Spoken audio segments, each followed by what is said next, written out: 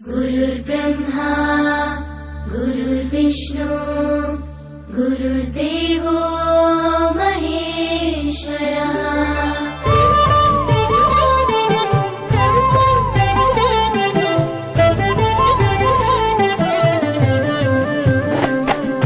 పరుగు పరుగున రమ్మంటోంది ప్రభుత్వ బడి, ప్రభుత్వమే చదువు చెప్పెను మనకు ముందు బడి.